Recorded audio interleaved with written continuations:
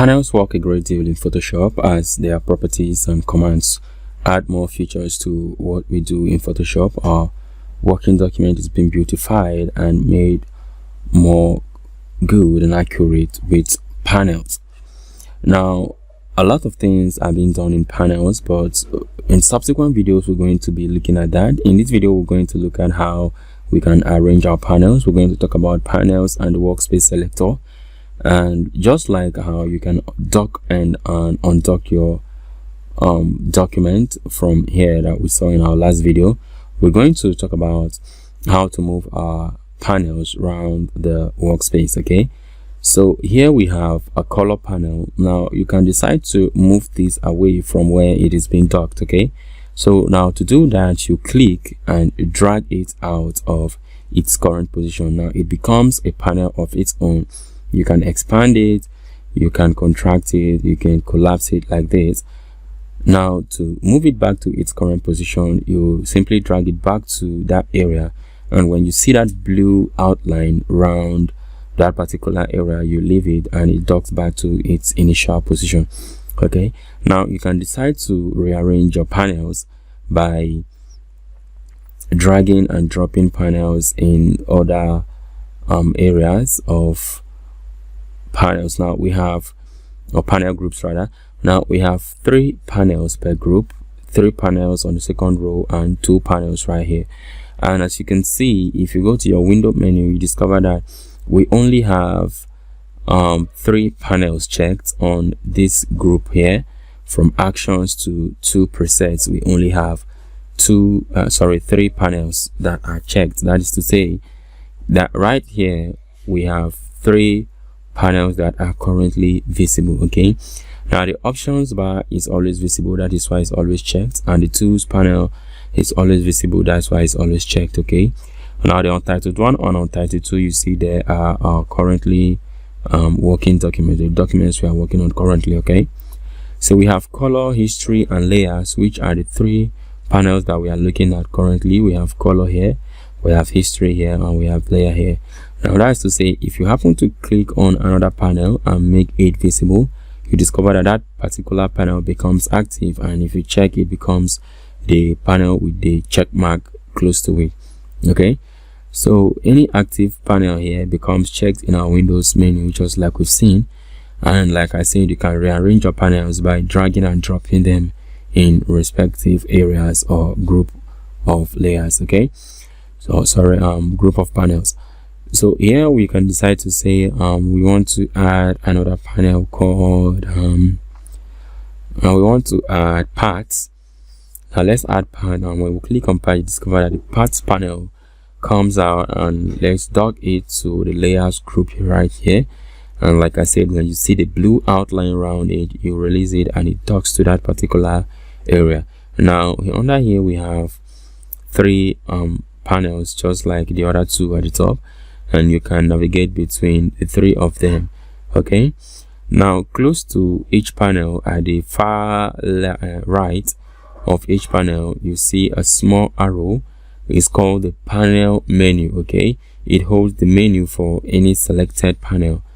Okay, and it differs with panels. Okay, the menu you see for the styles panel is always different from the menu you see on the colors panel. So it differs with selected panel and it works with a selected panel. So the history panel, when you check on its menu, is to see a different thing from what you see from the properties menu. Okay, now you can decide to create more workspace by collapsing the panels to icons simply by clicking on the arrow close at the far right. Now when you do that, you collapse the panels to icon, and when you click on the arrow again, you expand the panel. Okay, now it's as simple as that. Now this right here is called tiles. These are called tiles. Now you collapse the panels to tiles. Now to collapse it to icon, you need to drag like this until it collapses completely to icon. Now we have icons, and here we have tiles, and when you open with the arrow, you have what we call the panels have been displayed appropriately for you to see what is inside. Okay, so that is how it works. The far arrow at the right there, so it collapsed to tiles, and as you drag, it collapsed to icons. Now mind you, right here we have two different panels of icons here. Well, that is how I set mine. You can decide to do yours in a different way. Now if you don't want this particular area, you can decide to remove it completely. That's docking it out, and you can decide to dock it back, just like we did for the tools panel. Now when you see that blue outline, you release your mouse and it's been docked back to its initial position. Now let's quickly look at how to open and close a panel. Now to do that, we quickly let me quickly drag this. Now to close a panel, you simply right click on the panel, and the first thing you see is close. Okay, now if you want to close the panel group, now the swatches, styles, and color are in one particular group, so the whole of the top group here is called a panel group. So now if you want to close a particular panel group, just right click on the panel name, and the second option there says close panel group. Now when you do that, you discover that the panel group, it will be closed automatically, and now we have two groups of panel instead of three. Now mind you that things like this you cannot undo with the Ctrl+Z command. We're going to talk about that in subsequent videos, unless you come back and make your panels visible by checking them from the window menu. Okay, now our panel is visible.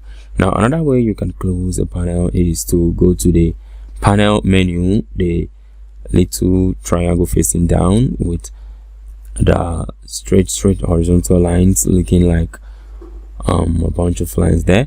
So now when you click on the menu, you see close at the last area, second to last command there says close. Now when you click on that, you see the panel closes, and when you click on close tab group, it does the exact thing that we saw some minutes back.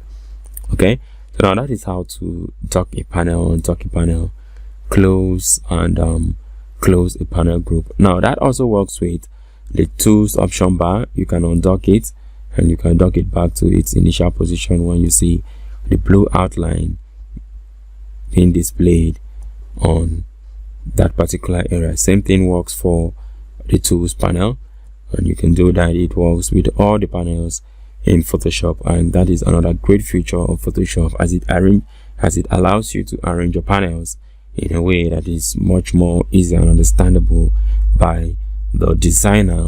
Okay, so in our next video we're going to look at how to arrange panels in different ways, and we're going to look at the workspace selector and see how it works with regards to panels and our workspace. Thank you for watching, and see you in the next video.